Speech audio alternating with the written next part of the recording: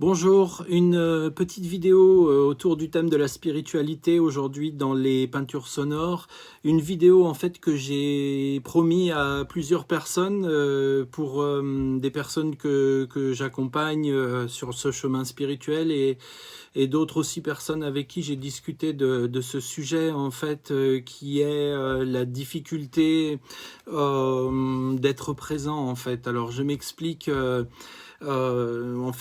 Cette vidéo pour vous dire qu'il est effectivement difficile de sortir du mental.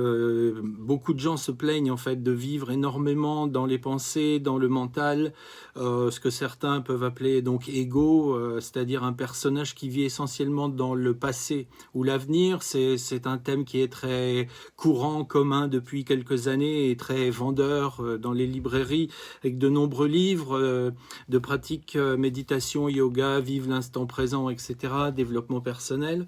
Mais en vérité, il est assez rare que le sujet soit très bien traité et que la pratique soit faite jusqu'au bout et véritablement. Pourquoi? Parce que en fait, ce mental en fait qui a pour racine je, moi, ego, qui turbine constamment. En fait, si vous regardez de près, vous allez découvrir qu'il est constitué, si vous regardez les pensées qui constituent ce mental, ce sont des peurs, des désirs, ce sont toutes ces choses qui sont basées autour de la personnalité, de l'inquiétude du moi, des désirs du moi, du désir d'être aimé, reconnu, du désir de réussir, de la perfection, de la lutte contre l'instant présent, de la non-acceptation de tout ce qui est négatif, difficile, des émotions et des pensées et des situations. Et donc, ce moi, en fait, cet ego a pour but de vous maintenir dans l'illusion, dans des rêves. Il vous maintient dans des histoires. Il crée un brouillard en fait sur la réalité, sur vous-même, un brouillard nommé je, moi, qui en fait s'installe par-dessus vous-même. Et bien sûr, c'est vous qui en fait vous endormez dans ce personnage, dans cette personnalité. Et pourquoi il est difficile en fait d'en sortir? Parce qu'il est très difficile de quitter ces illusions, d'abandonner tout d'abord parce que ça va créer la sensation de perdre le contrôle. Abandonner pour cet ego, ce n'est pas possible puisque en fait, comme il vit dans la peur, au fond de lui, la vraie racine qui le constitue, c'est la peur. Et donc, il va obligatoirement ne pas accepter de perdre le contrôle sur la vie, donc sur l'instant présent, donc sur l'être, donc sur vous-même. C'est une dualité en fait, et donc il faudrait pour qu'il puisse abandonner, en fait, il faut que vous vous alliez en fait à une grande confiance, une grande paix dans l'instant, et il faudrait donc que vous acceptiez de voir que toute la connaissance qu'a ce personnage est fausse, que le savoir est faux, que le connu est faux, puisque en fait l'être humain qui est vraiment libre, qui est vraiment, on va dire, dans le cœur, est un être humain, pardon, qui est intuitif, instinctif, qui vit dans l'amour inconditionnel, qui ne s'oppose pas au présent et qui ne vit pas dans la peur d'hier ou de demain, grâce au fait à sa connaissance, à sa sagesse de voir ce qu'il peut changer et ce qu'il ne peut pas changer. Car en fait, l'ego, lui, va vouloir changer essentiellement tout ce qu'on ne peut pas changer, et il va se battre constamment pour ça. Donc, en fait, la voie spirituelle demande d'affronter la vie et de savoir qu'on ne sait rien, de savoir aussi que l'on n'est rien au sens du connu mental et donc que l'on est tout, c'est-à-dire qu'il n'y a rien qui n'est pas en vous. Et donc cela demande donc à quitter toutes les illusions, à se désillusionner, à faire le deuil d'une certaine vie que vous aimeriez atteindre et qui est en général l'occupation de l'ego, son attraction. Euh, mais si on arrête de penser et si on arrête d'agir on risque de découvrir ça, qu'on vivait dans des illusions, comme par exemple qu'on vivait depuis quelque temps dans une histoire d'amour qui n'en est pas une, que l'amour n'est plus là et que notre couple n'est plus. Et donc plutôt que de faire face à cette réalité ou d'avoir le courage de l'affronter et d'être soi-même au risque de déplaire, de n'être pas accueilli, de n'être pas aimé tel qu'on est, etc. Ce courage, c'est le cœur, c'est le fait de rester soi-même, défendre son soi, en fait, qui l'on est, qui n'est pas du tout quelque chose de fier, d'arrogant, de vaniteux ou bien de combattant, combatif. Ce n'est pas basé sur une image de soi, ce n'est pas basé sur un ego qui cherche quelque chose, c'est plus quelque chose que vous entendez à l'intérieur de vous et que vous manifestez, même si cela doit vous mettre en opposition au monde entier, en fait. La liberté, en fait, à ce prix-là, que vous ne cherchez pas à ce que ce soit reconnu, vous ne cherchez pas à ce que ce soit un succès. Le succès, si j'ose dire, c'est d'être soi, en fait. Et donc, il est très difficile pour de nombreuses personnes d'accepter de voir toutes ces réalités et de quitter les illusions. Et c'est donc pourquoi on vit dans cet ego et que l'on aime être occupé, actif, que l'on aime être dans l'obsession du travail, dans les relations, dans le téléphone, dans les informations, dans la musique, dans la lecture, dans tout ce qui va pouvoir en fait vous maintenir dans quelque chose qui n'ira pas voir la réalité, qui vous occupera l'esprit, qui vous occupera pour ne pas en fait être face à vous-même finalement, car cet ego a très peur de se face à vous-même, parce que si vous acceptez totalement ce que vous êtes et tout ce que vous avez vécu dans le passé, ce qui est là maintenant et ce qui viendra, vous n'avez plus à penser, car en fait les pensées sont essentiellement constitué de réactions. Entendez bien que quand je dis vous n'avez plus à penser, je parle ici du système égotique psychologique et non de penser et de raisonner par soi-même, qui est en fait une écoute de qui l'on est qu'on transmet par le mental.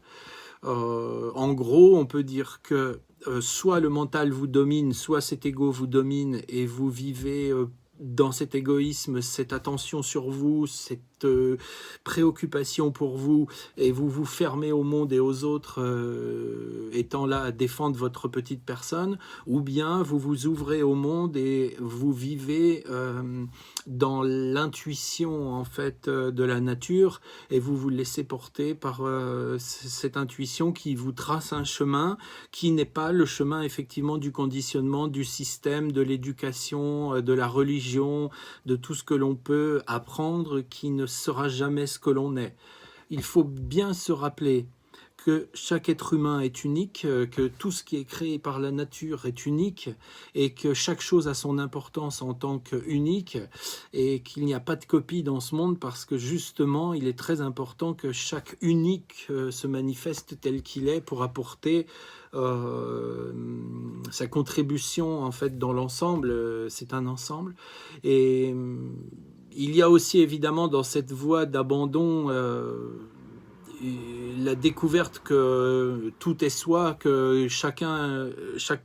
personne est notre frère, notre prochain, et il y a donc cette compassion qui ne permet pas en fait de faire du mal à son prochain.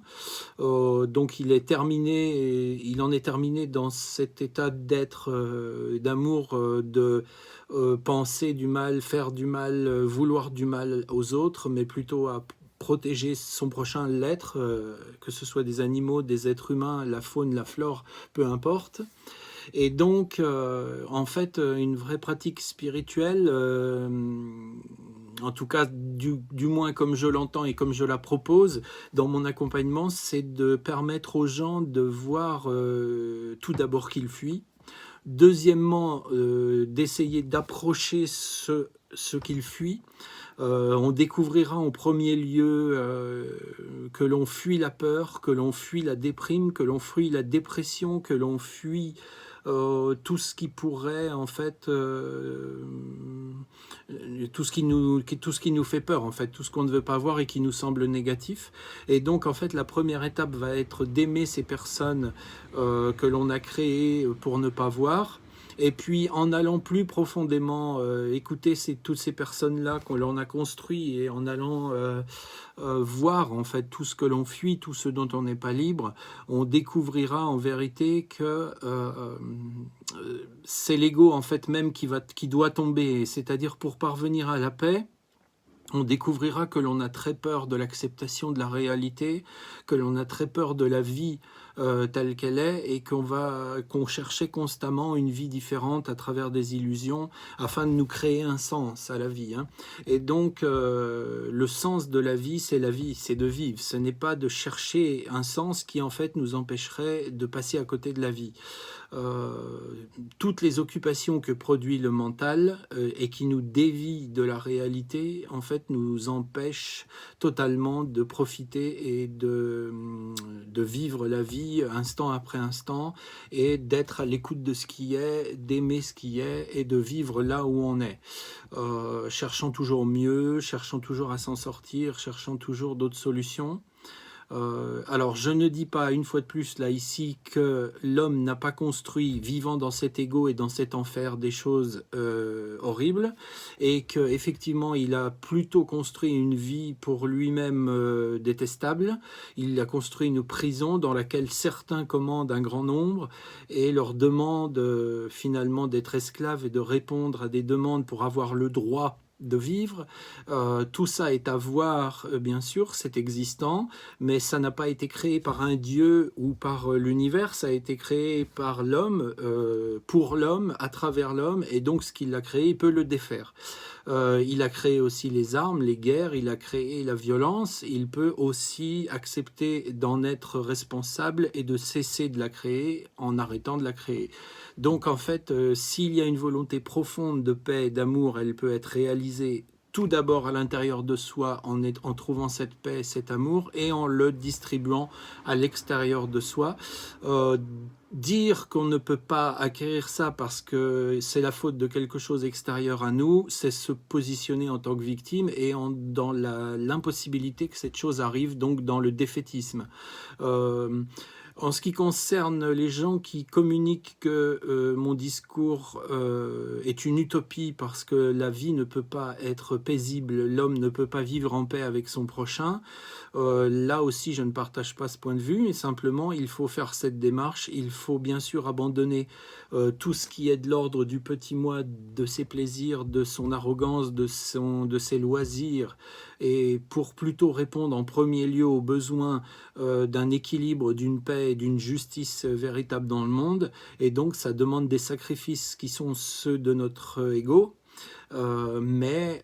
bien sûr ça demande de voir déjà que l'on vit d'une manière qui n'est pas très correcte et qu'il y a des choses à changer. D'où aussi, on revient au début de cette vidéo où je dis qu'il est difficile de s'arrêter, de s'occuper, de courir, de vivre dans la tête et d'être dans le stress, dans la nervosité finalement, qu'on le voit ou non, car on s'habitue à tout.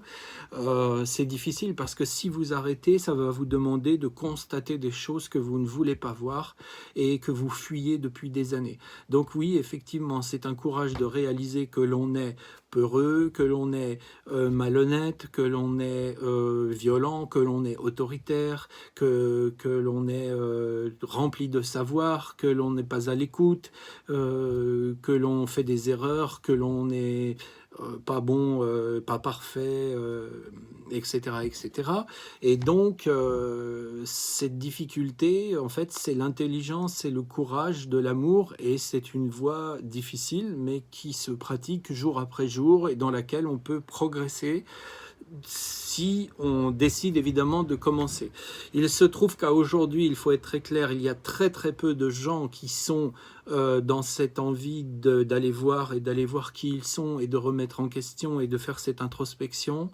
Et donc le résultat est très clair, c'est que tant que l'homme ne voudra pas voir qui il est, il ne pourra pas changer. Voilà, donc merci de votre écoute. J'espère avoir fait un bilan un peu de ce que j'avais promis à ceux qui me suivent et ceux qui me l'ont demandé que j'accompagne. Et si ça a pu servir à d'autres, tant mieux. Je vous invite à me retrouver donc sur mon compte Instagram Les Peintures Sonores pour d'autres vidéos et des textes et pour des rencontres si vous le souhaitez et pour découvrir aussi mes autres activités artistiques. Je vous souhaite une belle fin de journée et je vous dis à bientôt. Ciao, bisous.